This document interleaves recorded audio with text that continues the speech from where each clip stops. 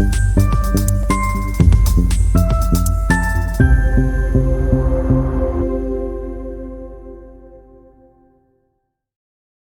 दोस्तों, मैं हूं डॉक्टर विवेक चोपड़ा और आज मैं आपको बताने जा रहा हूं कि अगस्त 2025 आपके लगन के लिए कैसा रहेगा। मैं मानता हूं इस बात की कि खास तौर से भारतवर्ष में ही नहीं, पूरे विश्व भर में हर एक व्यक्ति की ये जिज्ञासा होती है कि वो मंथ शुरू होने से पहले वो ये जान ले कि उस महीने उनके लिए ग्रहों ने कैसा एक नेटवर्क बनाया हुआ है। देखिए, ग्रह ऐसा पॉसिबल ही नहीं है कि उस लगन राशि वाले जितने भी लोग इस दुनिया में हैं उनको एक सा फल दे। ये आप जितनी जल्दी समझ लेंगे उतना अच्छा है आपके लिए, क्योंकि जितने एकाग्र होके आप लोग किसी भी चैनल को, किसी भी वक्ता को सुनते हैं और महीने के बाद आप ये एनालाइज करते हैं कि इसमें से तो मेरे साथ कुछ भी नहीं घटा या मात्र 2% 4% ही घटा। इसलिए आपने देखा होगा मेरी पूरी की पूरी सीरीज में कभी भी हम प्रिडिक्शन नाम की कोई चीज नहीं देते, क्योंकि वो पॉसिबल ही नहीं है। क्यों पॉसिबल नहीं है ये भी आप समझ लें। 840 करोड़ लोग लगभग इस पूरे के पूरे विश्व में है, जिसमें से अगर हम 12 राशियों में उनको डिवाइड करें तो लगभग 70 करोड़ लोग एक स्पेसिफिक राशि के अंदर आएंगे। लगभग औसतन अगर हम बात करें, कैसे संभव है कि 70 करोड़ लोगों का भविष्य उस पूरे के पूरे महीने में एक सा हो। अच्छा हो रहा है तो 70 करोड़ के साथ हो रहा है, बुरा हो रहा है तो 70 करोड़ के साथ हो रहा है, दुर्घटनाएं हो रही हैं तो 70 करोड़ के साथ हो रही है। संभव ही नहीं है। क्यों संभव नहीं है ये समझ लें। क्योंकि जीवन में किसी भी व्यक्ति के तो वो होगा जो उसकी अपनी महादशा, अंतरदशा, प्रत्यंतर दशा और सूक्ष्म दशाएं उससे कराएंगी, और ये कॉम्बिनेशन सभी के ही डिफरेंट होते हैं। दूसरा प्रॉब्लम समझिए कहां पर आती है, वो ये कि ग्रह तो दो तरीके से काम करते हैं। एक वो जो मेरे जन्म के ग्रह हैं, दूसरा वो जो मेरे गोचर के ग्रह हैं, जिनके अनुसार ये प्रोग्राम्स बनते हैं जो आज आप देख रहे हैं। ये गोचर के ग्रहों पे आधारित होते हैं। अब कोई ग्रह जन्म का तो शुभ है, गोचर में भी शुभ हो गया, बड़ी अच्छी बात है, वो बहुत अच्छे रिजल्ट्स देगा। लेकिन अगर उस ग्रह की महादशा, अंतरदशा, प्रत्यंतर दशा या सूक्ष्म दशा नहीं है तो भी कोई फायदा नहीं, क्योंकि वो उसका तो आप फल ही भोग नहीं पाओगे, क्योंकि वो दशाएं तो आपके जीवन में चल नहीं रही। ग्रह का फायदा केवल तब उठाएगा ये व्यक्ति अगर उसके जीवन में जन्म का भी वो ग्रह शुभ, गोचर में भी शुभ, और अब उस ग्रह की महादशा, अंतरदशा, प्रत्यंतर दशा या सूक्ष्म दशा चल रही हो, तो है उसका मजा। ठीक उसी प्रकार कोई ग्रह जन्म का शुभ है लेकिन गोचर में अशुभ हो गया, मैं आप सब लोगों को कहूंगा बिल्कुल निराश ना हो। कुछ समय की बात है, राशि परिवर्तन करेंगे ग्रह, क्योंकि ग्रह कभी भी किसी एक जगह टिकते नहीं, स्टेशनरी नहीं होते। ट्रांजिशंस में वो एक राशि से दूसरी राशि, एक नक्षत्र से दूसरे नक्षत्र में जाते रहते हैं। ग्रह नक्षत्र का फल देते हैं, नक्षत्र उप नक्षत्र का फल देते हैं, और उप नक्षत्र उप नक्षत्र का फल देते हैं। तो ये आपको बहुत जरूरी है समझना कि ग्रह जो है वो जन्म का शुभ, गोचर में अशुभ अगर आ गया तो वो केवल आपको अपनी शुभता में कुछ कमी लेके आएगा। जो ग्रह जन्म का डिक्लेयर्ड शुभ है वो जीवन भर अशुभ कुछ नहीं करेगा, केवल अपनी शुभता में कमी लेके आएगा। अब वहीं समझ लेते हैं कि कोई ग्रह जन्म का ही अशुभ है और गोचर में वो शुभ हो गया, तो क्या वो शुभ रिजल्ट्स देगा? आंसर है शुभ रिजल्ट्स तो देगा, लेकिन उसके अंदर वो केवल अपनी अशुभता में कमी लेके आएगा, क्योंकि वो जन्म का नेगेटिव है, और वो नेगेटिव प्लैनेट जब गोचर में पॉजिटिव हो जाएगा तो वो केवल नेगेटिविटी को कम करेगा, वो पॉजिटिव जोन में नहीं जाएगा। लेकिन कोई ग्रह अगर जन्म का अशुभ, गोचर में भी अशुभ, फिर आप ये मान के चले कि ये ग्रह बेहद परेशान कर सकता है। लेकिन ये परेशान करेगा कब? ये करेगा तब जब उस ग्रह की स्वयं की महादशा, अंतरदशा, प्रत्यंतर दशा या सूक्ष्म दशाएं चल रही होंगी। तो कुल मिलाकर एक बात तो आपको समझ में आ गई कि यह संभव ही नहीं है कि अगर आप किसी भी एक राशि के हैं तो आपकी राशि के जो 70 करोड़ और लोग हैं वो एक सा भाग्य अपना उस मंथ में देखेंगे। संभव ही नहीं है, क्योंकि किसी का वो जन्म का शुभ होगा, गोचर में शुभ अशुभ होगा, जन्म का वो ग्रह की दशाएं कुछ और होंगी, अभी की कुछ और चल रही होंगी। ये कॉम्बिनेशंस इतने बैठते हैं लाखों करोड़ों में कि आप ये देखेंगे कि ये चीज पॉसिबल ही नहीं है कि पूरे के पूरे राशि के एक ग्रुप का एक कॉमन प्रिडिक्शन कर दिया जाए। और इसीलिए लोगों का अब विश्वास उन एस्ट्रोलॉजर्स की तरफ से भी टूटता चला जा रहा है, जहां पर वो किसी को कह रहे होते हैं लॉटरी निकल जाएगी और किसी को बता रहे होते हैं कि ये आपके लिए एक्सीडेंट हो जाएगा। व्यक्ति देखता है ना लॉटरी निकली और ना मेरा एक्सीडेंट हुआ, मेरा जीवन तो एक अलग ही तरीके से चला जो शायद इन्होंने मेरे को बताया ही नहीं। तो सबसे पहले आप यहां पर यह समझ लें कि आपके जीवन के अंदर जो घटनाएं हैं वो जन्म के शुभ और अशुभ उस ग्रह को जरूर देखें, गोचर का वो शुभ अशुभ है उसको भी देखें, और जो कॉम्बिनेशंस मैंने आपको बताए हैं उनको चेक करें। फिर ये देखें कि आपकी उस ग्रह की दशाएं हैं भी अभी या नहीं है। अगर है तो ही अच्छा या बुरा होगा, नहीं है तो अभी ये पीरियड निकल जाएगा। ये पहला रूल है। इसीलिए मैं अपनी जो सीरीज बनाता हूं उसके अंदर हमेशा आपको शुभ या अशुभ बताता हूं, फिर आप अपने जन्म के प्लेनेट के साथ भी उसे शुभ और अशुभ देख लें। अगर दोनों साइड शुभ शुभ मिल रहा है तो ये आपकी बल्ले बल्ले वाली सिचुएशन। जन्म का शुभ है, गोचर का शुभ है, तो परेशान नहीं होना, केवल पॉजिटिव कुछ कम होगा, नेगेटिव नहीं होगा, चिंता ना करें।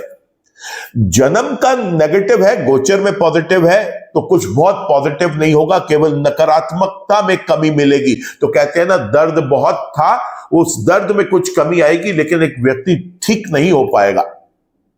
हाँ, इतना जरूर है कि अगर दर्द में भी कमी होती है तो आदमी कहता है हाँ कुछ आराम है, मुझे मेरा दर्द अब उतना मेरे को तंग नहीं कर रहा, उतना नासूर नहीं बन रहा। लेकिन अगर कोई ग्रह जन्म का भी खराब और गोचर में भी खराब और मान लीजिए उस ग्रह की दशाएं भी है, फिर तो मैं आपको यह कहूंगा कि इमीडिएटली इस वीडियो को चाहे यहीं पॉज करके किसी विद्वान ज्योतिषाचार्य के पास जाकर एक कुंडली का एनालिसिस करवाएं और समझे कि वहां पर कैसे इस प्रकोप से बचा जा सके, क्योंकि यह तो फिर आपको जरूर परेशान करेगा। तो यह था हमारा फर्स्ट स्टेप वीडियो को आगे ले जाने से पहले, जहां पर आपको यह समझाना चाह रहा हूं मैं कि इसका एनालिसिस किस तरीके से करवाना चाहिए। अब आप कहेंगे कि ये शुभ और अशुभ ही क्यों? ये आपको सचेत करने के लिए कि अगर वो चीज शुभ है तो आप उसका फायदा उठा लें, और अगर वो अशुभ है तो सतर्क हो जाए। ये चेतावनी है उन लोगों के लिए। तो फिर ग्रह अगर गोचर में अशुभ है, चाहे वो जन्म का शुभ है या अशुभ है, ये तो लाजमी है कि उसके लिए आपको उपाय करने आवश्यक है। यहां पर आपको मैं यह भी बताता चलूंगा कि आपके इस लगन के अंदर ये कौन से भाव में ग्रह है, और आप मेरे चैनल पर जाकर अपने लगन के लिए उस भाव में ग्रह क्या काम कर रहा है उसे विस्तार से देखें। और ये विस्तार से देखने की वीडियोस केवल वो वाली वीडियोस आपके लिए आवश्यक होंगी जो ग्रह अभी गोचर में मैं आपको बोलूंगा कि अशुभ है। वीडियो को लंबा नहीं करूंगा क्योंकि एक चीज बार बार रिपीट करने का फायदा नहीं है। आप उसको मेरे चैनल में ज्योतिष सीखो की एक सीरीज है जिसमें सूर्य 12 भाव में कैसे फल देंगे हर लगन वाले व्यक्ति के लिए, उसके बारे में बताया गया है। ऐसे ही चंद्रमा, मंगल, बुध, बृहस्पति, शुक्र, शनि, राहु और केतु सभी की वीडियोस अवेलेबल है। मैं आपको इस वीडियो में आपकी सहूलियत के लिए इतना जरूर बताऊंगा कि गोचर में वो ग्रह आपके किस भाव में गोचर कर रहे हैं, और अगर वो ये बताऊं आपके लिए कि वो अशुभ है तो जरूर उस सीरीज में जाकर उसको आगे देख लें। यहां पर एक ही चीज बार बार रिपीट करूंगा, वो मैं नहीं करना चाहूंगा। केवल ये वीडियो का उद्देश्य ये बताना है आपके लिए कि कौन सा ग्रह आपके लिए इस महीने शुभ रहेगा और कौन सा अशुभ रहेगा। अशुभ ग्रहों के उपाय जरूर करें, यह मेरा आप सबसे निवेदन है। करके तो देखें, आपको खुद 1 महीने के अंदर 2 महीने की रेमेडीज फॉलो करके समझ में आ जाएगा कि ये क्यों कराए गए थे आपसे। आप जिस भी किसी रिलीजन के हैं, आप जिस भी किसी देवी देवता को मानते हैं, आप जिस भी किसी की पूजा करते हैं, अर्चना करते हैं, आप वो करें। मैं उसके लिए किसी को मना नहीं करूंगा, सबका अपना अपना विश्वास है किसी एक देवी देवता के साथ, किसी गुरु के साथ, किसी और तरीके से वो आप करते रहें। मेडिटेशन करें, प्रेयर करें, मंत्र चैंटिंग करें, पूजा पाठ करें, जो आपसे बन पड़ता है उतना आप करें। लेकिन नेगेटिव प्लैनेट्स को रिड्यूस, उनकी स्ट्रेंथ को करना आपकी सबसे बड़ी ड्यूटी होगी किसी भी महीने में। जो उस महीने में आपके लगन के लिए ग्रह अशुभ है, उसके उपाय तो आप जरूर करें। तो चलिए जानते हैं कि आपकी इस राशि के अंदर क्या कह रहे हैं आपके ग्रह, कौन से शुभ हैं, कौन से अशुभ हैं। धनु राशि वाले व्यक्तियों के लिए, जिनका धनु लगन है, उनके लिए अगस्त 2025 कैसा है, कौन सा ग्रह शुभ रहेगा, कौन सा अशुभ रहेगा, एक एक करके अब आपको बताता हूं। देखिए, 1 तारीख से लेकर 16 तारीख तक सूर्य ग्रह रहेंगे कर्क राशि में, और 16 तारीख से लेकर और 31 तारीख तक वो रहेंगे अपनी ही सिंह राशि में। देखिए, मैं जो देख पा रहा हूं यहां पर 1 तारीख से 16 तारीख तक का जो उनका ये गोचर है, ये इस लगन वाले व्यक्ति के अष्टम भाव में होगा, 8वें घर में, और ये बेहद अशुभ होगा। लेकिन राहत की बात यह है कि जब सूर्य अपनी ही राशि में 9वें भाव में आएंगे, 16 अगस्त से इस महीने के आखिर तक उन्होंने वहीं पर ही गोचर करना है। ये गोचर बहुत ज्यादा शुभ रहने वाला है। चंद्रमा की अगर बात करें तो मैं पहले आपको याद दिला चुका हूं, हर वीडियो में समझाता हूं कि सिंह लगन, कन्या लगन, धनु लगन और कुंभ लगन के लिए चंद्रमा किसी भी भाव में शुभ नहीं होते। तो यहां पर चंद्रमा एक अशुभ ग्रह है, फिर चाहे वो किसी भी राशि में गोचर करे, इसलिए चंद्रमा के उपाय करना आवश्यक है। क्या है चंद्रमा के उपाय? सरल उपाय है, चंद्रमा के मंत्र जप कर लें, शिव के मंत्र जप कर लें, महामृत्युंजय का पाठ करें। साथ में आपको चाहिए कि जब संभव हो तो किसी शिव मंदिर में जाकर रुद्र अभिषेक करवाएं शिवलिंग का। शाम के समय जब सूर्य अस्त हो जाता है और अंधेरा छाने शुरू हो जाता है, ऐसे समय में आपको चाहिए कि किसी गरीब वृद्ध औरत की मदद करें। चावल, चीनी, दूध का दान कर सकते हैं। सफेद वस्त्र या कोई भी लिक्विड आइटम जैसे कोई जूस हो गया, कोई और तरल पदार्थ हो गया, उससे उसकी मदद करें। साथ में आपको चाहिए यहां पर कि ऐसे समय में आप अगर उनकी कोई और जरूरत है, मान लीजिए कि किसी गरीब बूढ़ी औरत को दवा की जरूरत है, कपड़े की जरूरत है, कुछ और खाने पीने की जरूरत है, इस सामग्री से अलग हटके अगर आप में सामर्थ्य है तो अपनी यथाशक्ति उसकी जरूर मदद करें। मंगल ग्रह की अगर हम बात करें तो मंगल ग्रह मैं देख रहा हूं कि वर्गो साइन यानी कन्या राशि के अंदर गोचर करेंगे, जो इस लगन वाले व्यक्ति के 10वें घर में पड़ेगी, और मंगल इस भाव में बैठकर बेहद शुभ रिजल्ट्स देने वाले हैं। चलिए बात कर लेते हैं बुध की। बुध 2 राशियों में गोचर करते हुए दिखाई देंगे। 1 तारीख से 30 तारीख तक वो कर्क राशि में, और उसके बाद फिर वो सिंह राशि के अंदर महीने के आखिरी 2 दिन 30 तारीख और 31 तारीख को गोचर करेंगे। ये जो पहला गोचर है जो बड़ा लंबा है, लगभग पूरा महीना ही बीत जाएगा 1 तारीख से और 30 तारीख तक कर्क राशि में कुंडली के 8वें भाव में ये बेहद अशुभ रहेगा। लेकिन महीने के आखिरी 2 दिन जब वो 9वें भाव में सिंह राशि में गोचर कर जाएंगे तो वहां जाकर वो बहुत ज्यादा शुभ रिजल्ट्स देना शुरू कर देंगे। बात करते हैं इसके बाद हम बृहस्पति की, और बृहस्पति कुंडली के 7वें भाव में गोचर कर रहे हैं। अभी काफी समय उन्होंने इसी भाव में ही गोचर करना है मिथुन राशि के अंदर, और वो अशुभ है। लगन का स्वामी 7वें भाव में बैठकर अपने ही घर को देख रहा है, उसके बावजूद भी वो अशुभ रिजल्ट्स देंगे। ये बात आप नोट करके रख ले। बहुत ज्योतिषाचार्य आपको समझाने की कोशिश करेंगे कि ग्रह अपने ही भाव को देख रहा है तो शुभ है। बिल्कुल मत किसी झांसे में आए। यहां पर बैठा बृहस्पति भले ही लगन का स्वामी हो, अपने ही घर को देख रहा हो, लेकिन इस भाव में वो अशुभ फल देते हैं। बात करते हैं इसके बाद हम शुक्र की। देखिए, शुक्र जो है ये 2 राशियों में गोचर करता हुआ आपको दिखाई देगा। सबसे पहला गोचर होगा शुक्र का कुंडली के 7वें भाव के अंदर। 1 तारीख से 20 तारीख तक का गोचर है ये, और उसके बाद कर्क राशि में गोचर कर जाएंगे, जहां पर वो 20 तारीख से महीने के अंत तक रहेंगे। और बहुत अच्छी बात है कि ये दोनों स्थानों पर 7वें भाव में भी और 8वें भाव में भी शुक्र बेहद शुभ रिजल्ट्स देता है इस लगन वाले व्यक्ति के लिए।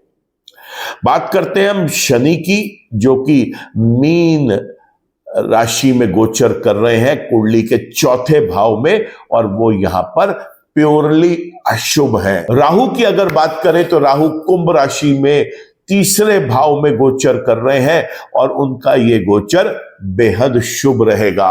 और अंत में बात करते हैं हम केतु की।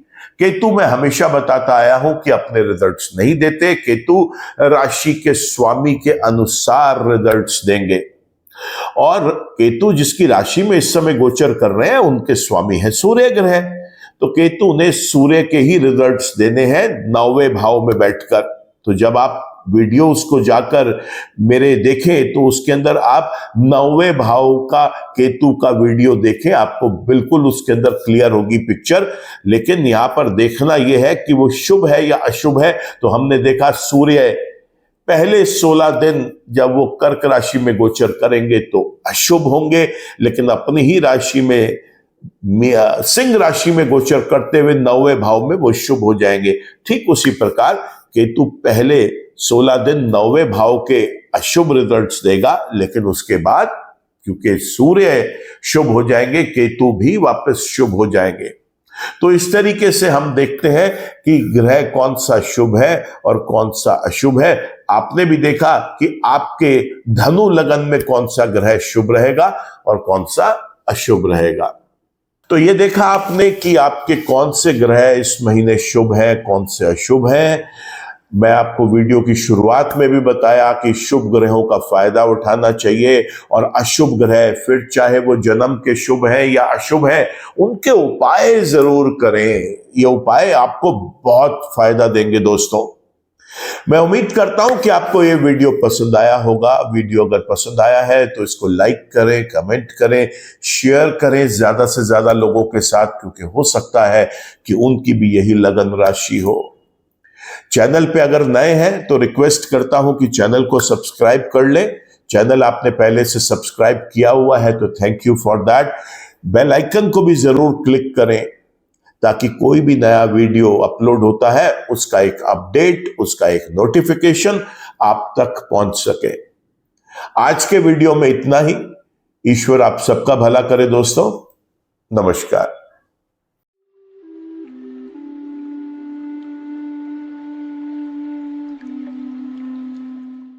जीवन की सभी प्रकार की व्यक्तिगत, पारिवारिक और व्यावसायिक समस्याओं के समाधान के लिए तुरंत संपर्क करें। डॉक्टर विवेक चोपड़ा, पीएचडी, गोल्ड मेडलिस्ट, विश्व विख्यात ज्योतिषाचार्य एवं वास्तु एक्सपर्ट। कॉल अथवा व्हाट्सएप करें 9311131069 9212243169।